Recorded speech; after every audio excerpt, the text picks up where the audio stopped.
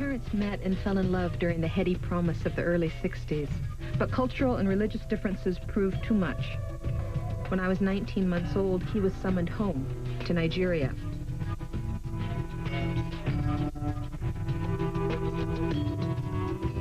During the war, we were so together, you know, lived and died together. There was no sense of separation.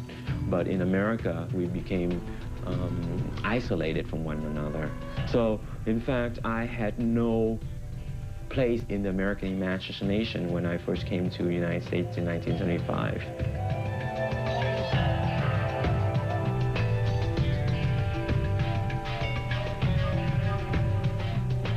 Our father could have been deported during Operation Wetback. Or it could have been something between him and Mom. But then again, with my family, you never know where reality ends and myth begins.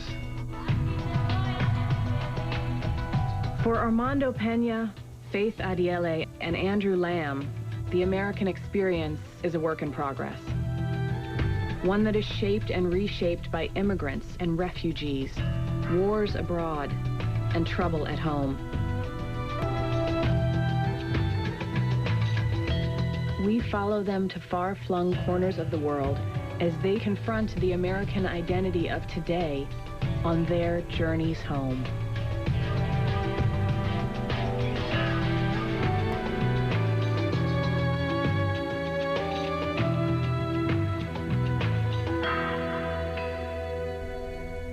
Funding for my journey home was provided by Farmers Insurance.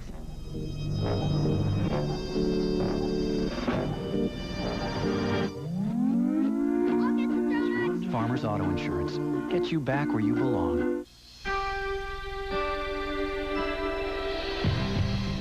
Latino Public Broadcasting.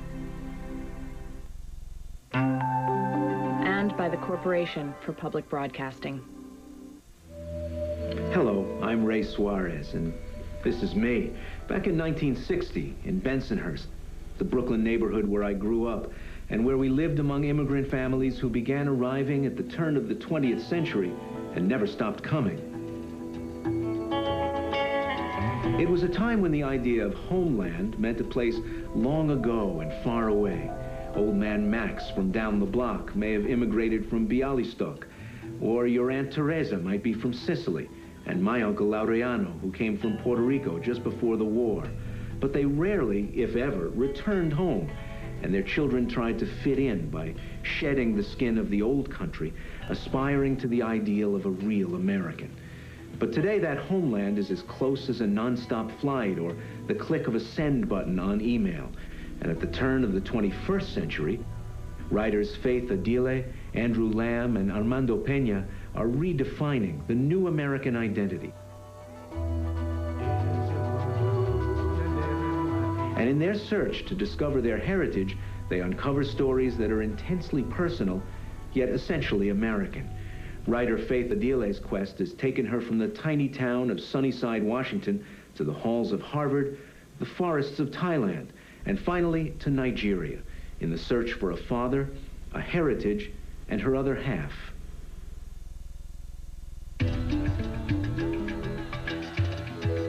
I started to look in the family album, and I'd look for people who, you know, no one looked like me. No one in my entire family looked like me.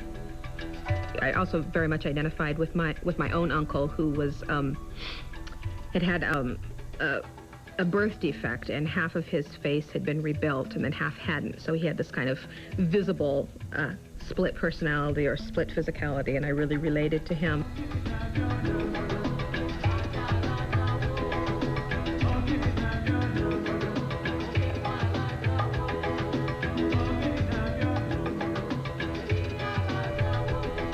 I grew up in Sunnyside, Washington, a valley town ringed by the Rattlesnake and Horse Heaven Hills.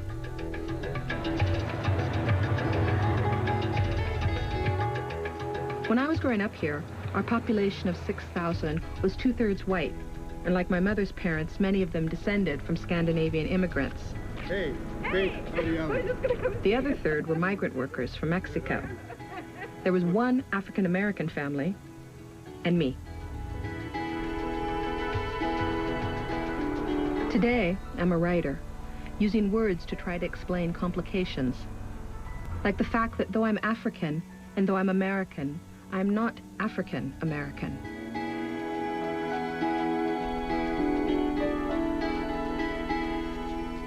I think my name is significant in kind of my story because it's tricultural. The Adiele comes from my father, and it means great expectation. So my mom wanted to tie me to my Nigerian side, and then the middle name, Lisabeth, which ties me to all the Finnish women in our family. It means consecrated to God, and then Faith is the American name that she chose for me. And so together, Faith, consecrated to God, yields great expectation. That was her hope for me, I guess, when I was born. And I think she chose Faith because it was a difficult situation, the circumstances of my birth.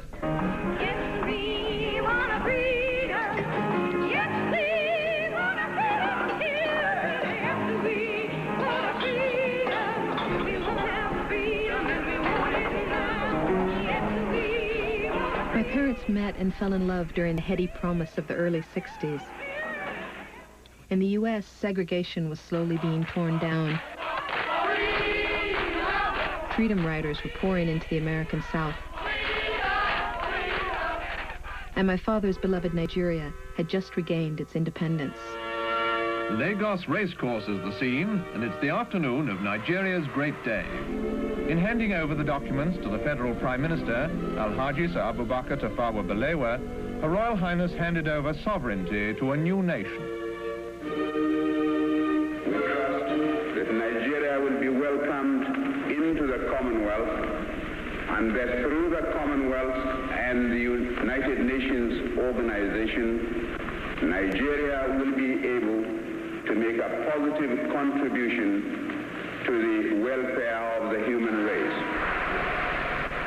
Faith's father just had this kind of personality. He was bright, he was verbal, he seemed very sophisticated, he was interested in all the things I was interested in. So we clicked. My parents continued the romance in secret, but cultural and religious differences proved too much. As they were breaking up, my mother realized she was pregnant. My grandfather insisted she have an abortion. I was halfway through college. My father was threatening to disown me. I had no money. And it's the only time in my life I've ever for a moment considered suicide.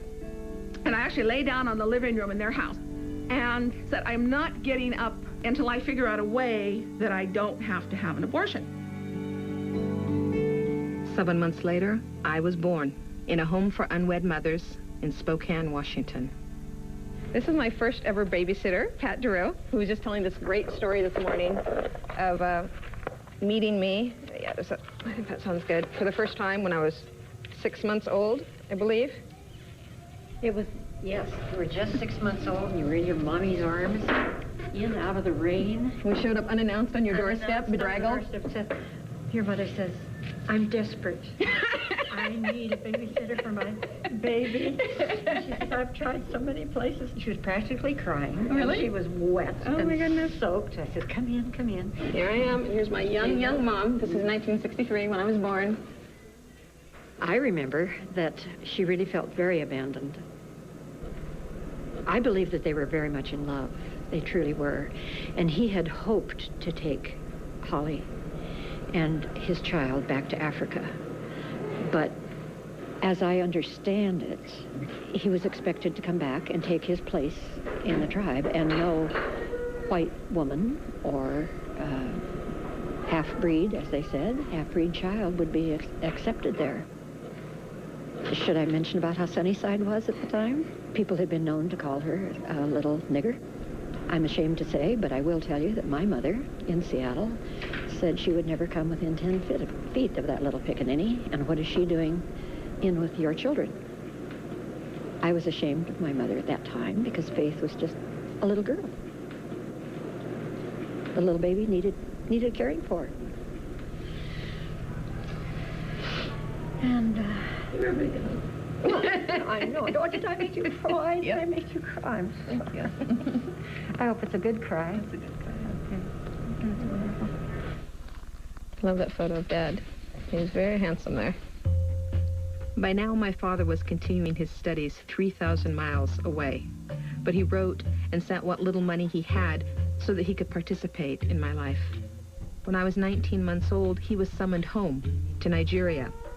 Thinking he'd return, he sailed before ever coming to see